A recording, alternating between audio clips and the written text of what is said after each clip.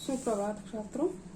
इसके पहले लेक्चर में हमने आलोचक के जो गुण है उसे यानी समाप्त कर दिया था।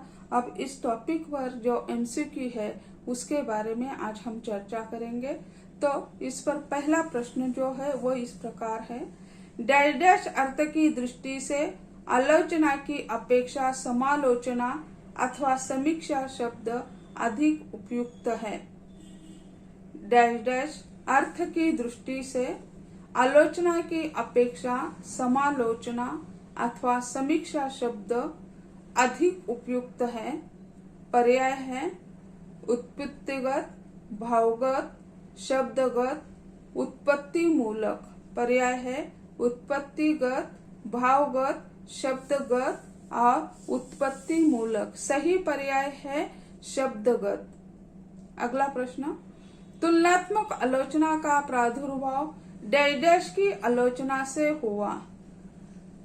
तुलनात्मक आलोचना का प्रादुर्भाव डैश की आलोचना से हुआ।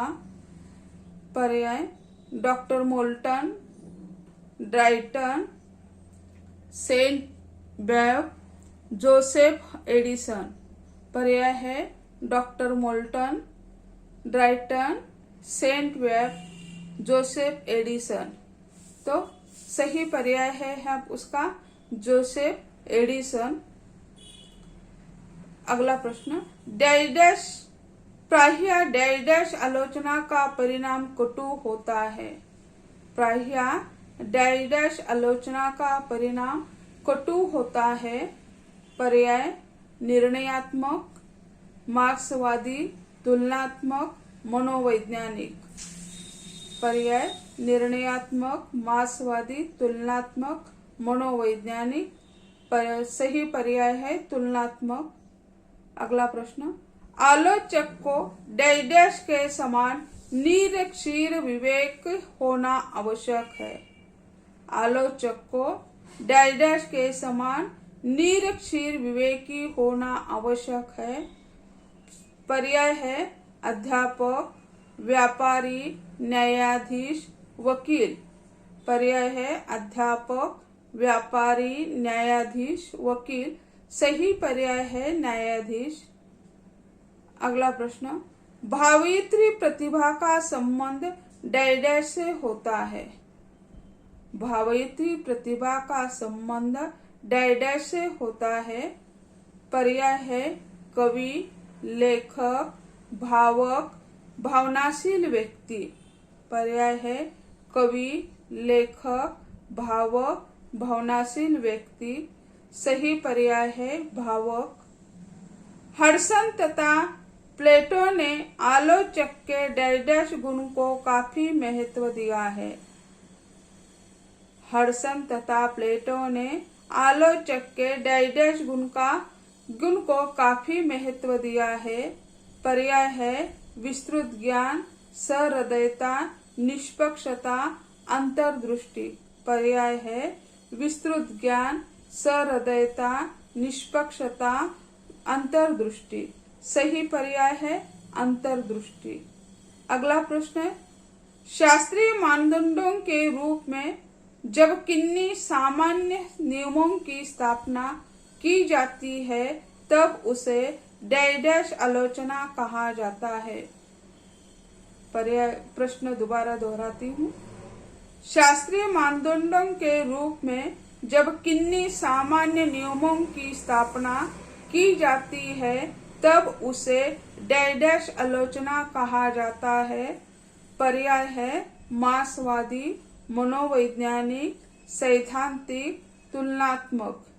पर्याय है मार्क्सवादी, मनोवैज्ञानिक, सैद्धांतिक, तुलनात्मक। सही पर्याय है सैद्धांतिक। अगला प्रश्न, आलोचना डैश आलोचना का प्रधान उद्देश्य रणागत पात्रों की प्रवृत्ति की, आदर्शों की एवं भावधाराओं की अतः प्रेरणा का मनोविश्लेषण करना है।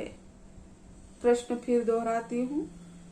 डैश आलोचना प्रधान उद्देश्य रणागत पात्रों की प्रवृत्तियों की, आदर्शों की एवं भावधाराओं की अतः प्रेरणाओं का मनोविश्लेषण करना है। पर्याय है मार्क्सवादी, मनोवैज्ञानिक, सैद्धांतिक, तुलनात्मक। पर्याय है मार्क्सवादी, मनोवैज्ञानिक, सैद्धांतिक, तुलनात्मक। सही पर्याय है मनोवैज्ञानिक। अगला प्रश्न, छायावाद के ह्रास के साथ हिंदी में डैश आलोचना का उदय हुआ। छायावाद के ह्रास के बाद हिंदी में डैश आलोचना का उदय हुआ। पर्याय है मनोवैज्ञानिक, मार्क्सवादी, सैद्धांतिक, तुलनात्मक। पर्याय है मनोवैज्ञानिक, मार्क्सवादी, सैद्धांतिक, तुलनात्मक। सही है मार्क्सवादी। अगला प्रश्न, साहित्य का मोती समाज की सीपी से ही उत्पन्न होता है, डैश का कथन है। साहित्य का मोती समाज की सीपी से ही उत्पन्न होता है, डैश का कथन है। पर्याय कार्डवेल, हडसन, रिचर्डसन, एडिसन। पर्याय है कार्डवेल, हडसन, रिचर्डसन, एडिसन। सही पर्याय है कार्डवेल। तो ऐसे यानी आलोचना पर यह प्रश्न है। तो यह जैसे हम देखते हैं कि आलोचना यह यानी यूनिट यहीं पे समाप्त होता है और अगला यूनिट जो है वह अध्ययन के लिए नहीं है। तो ऐसे यानी इसके बारे में हम चर्चा कर रहे थे। यानी अध्ययन के लिए जो यूनिट है इस पर ही हमें ध्यान देना है, क्योंकि यानी कई यूनिट यहाँ से हटा दिया गए हैं और इसी कारण हमें यानी यहाँ यानी रेखा चित्र जो है वो हटा दिया गया है कि महाकाव्य जो है महाकाव्य हो गया, एकांकी का स्वरूप, उपन्यास का स्वरूप, कहानी का स्वरूप, रेखा चित्र यहाँ ड्रॉप हो चुका है और आलोचक के गुण और आलोचना के प्रकार ऐसे यूनिट हमारे हो गए हैं। तो इस पर जो अब एमसीक्यू हम देख रहे थे तो पहले से ही यानी ये एमसीक्यू है उसके बारे में चर्चा करेंगे। महाकाव्य डैश काव्य का एक महत्वपूर्ण है। महाकाव्य डैश काव्य का यह एक महत्वपूर्ण भेद है। तो प्रबंध काव्य उसका सही उत्तर है। मनुष्य जीवन तथा संस्कृति के विविध आदर्शों को समाज के सामने रखने के उद्देश्य डैश लिखता है। मनुष्य जीवन तथा संस्कृति के विविध आदर्शों को समाज के सामने रखने के उद्देश्य डैश लिखता है। पर्याय है सही पर्याय है महाकाव्य। अगला प्रश्न, महाकाव्य की सर्ग संख्या 8 से अधिक हो यह डैश की मान्यता है। महाकाव्य की सर्ग संख्या 8 से अधिक हो यह डैश की मान्यता है। सही पर्याय है उसका आचार्य विश्वनाथ। अगला प्रश्न, महाकाव्य का उद्देश्य महानता के संदेश के साथ साथ आनंद की उपलब्धि करना है, ऐसा डैश का कहना है। महाकाव्य का उद्देश्य महानता के संदेश के साथ साथ आनंद की उपलब्धि करना है, यह ऐसा डैश का कहना है।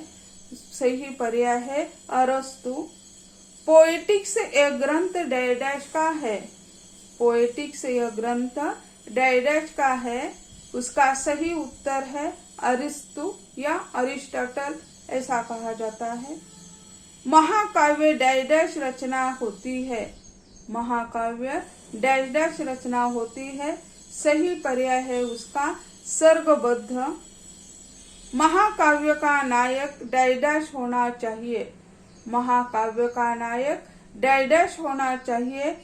तो सही उत्तर है धीरोदात्त। महाकाव्य को अंग्रेजी में डैश कहते हैं। महाकाव्य को अंग्रेजी में डैश कहते हैं इपिक, EPIC यानी इपिक कहते हैं। महाकाव्य डैश का प्रकाशक होता है। महाकाव्य डैश का प्रकाशक होता है। पर्याय है सही उसका महानता। महाकाव्य का उद्देश्य डैश डैश होता है। महाकाव्य का उद्देश्य डैश डैश होता है महान। आचार्य भामह ने डैश डैश ग्रंथ में महाकाव्य विषयक चिंतन प्रकट किया है। आचार्य भामह ने डैश डैश ग्रंथ में महाकाव्य विषयक चिंतन प्रकट किया है। तो काव्य ग्रंथ का नाम है काव्यालंकार। डैश डैश ग्रंथ में आचार्य दंडी का महाकाव्य विषयक चिंतन मिलता है। डैश डैश ग्रंथ में आचार्य दंडी का महाकाव्य विषयक चिंतन मिलता है काव्यदर्श। आचार्य विश्वनाथ ने डैश डैश ग्रंथ में महाकाव्य विषयक अपना विस्तार से विवेचन प्रस्तुत किया है। आचार्य विश्वनाथ ने डैश डैश ग्रंथ में महाकाव्य विषयक अपना विस्तार से विवेचन प्रस्तुत किया है। पर्याय है सही साहित्य दर्पण। पाश्चात्य दृष्टि से एपिक डैश डैश काव्य है। पाश्चात्य दृष्टि से एपिक डैश डैश काव्य है। उसका पर्याय है सही वर्णनात्मक। प्रगीत काव्य डैश डैश के अंतर्गत आता है। प्रगीत काव्य डैश डैश के अंतर्गत आता है। जैसे उसे कहते हैं सही पर्याय है मुक्तक काव्य। प्रगीत को अंग्रेजी में डैश डैश कहा जाता है। प्रगीत को अंग्रेजी में डैश डैश कहा जाता है। सही पर्याय है लिरिक LYRIC। LYRIC। वैयक्तिकता डैश डैश की विशेषता है। वैयक्तिकता डैश डैश की विशेषता है। उसका उत्तर है वैयक्तिक प्रगीत काव्य। उसका उत्तर है प्रगीत काव्य। वीर योद्धा की वीरता का वर्णन डैश डैश गीत में होता है। वीर योद्धा की वीरता का वर्णन डैश डैश गीत में होता है। पर उसका सही उत्तर है आख्यान। आख्यान। युद्ध के लिए निकलने वाली सेना का उत्साह बढ़ाने के लिए डैश डैश गीत गाए जाते हैं। युद्ध के लिए निकलने वाली सेना का उत्साह बढ़ाने के लिए डैश डैश गीत गाए जाते हैं। उसका सही उत्तर है प्रस्थान या प्रयाण गीत। यानी प्रस्थान गीत या प्रयाण गीत उसे कहा जाता है। राष्ट्र के प्रति सम्मान की भावना डैश डैश गीत से अभिव्यक्त होती है।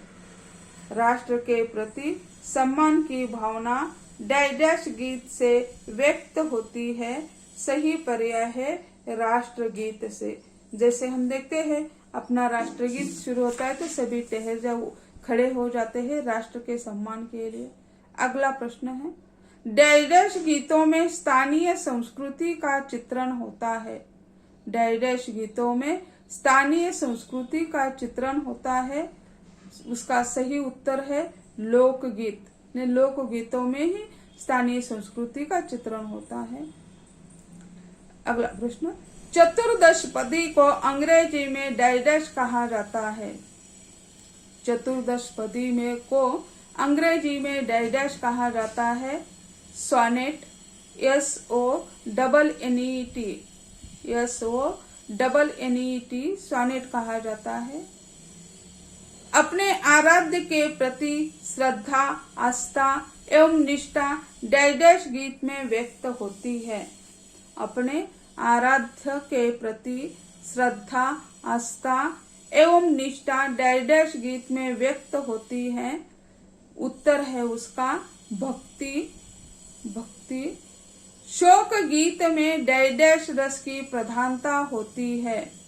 शोक गीत में डैश डैश रस की प्रधानता होती है। उसका उत्तर है करुण। सोनेट में डैश डैश पंक्तियां होती है। सोनेट में डैश डैश पंक्तियां होती है तो है 14। अगला प्रश्न गीत व्यक्तिगत सीमा में तीव्र सुख दुखात्मक अनुभूति का वह शब्द रूप है जो अपनी ध्वन्यात्मकता में ज्ञेय हो सके, यह डाइडा जी का कथन है।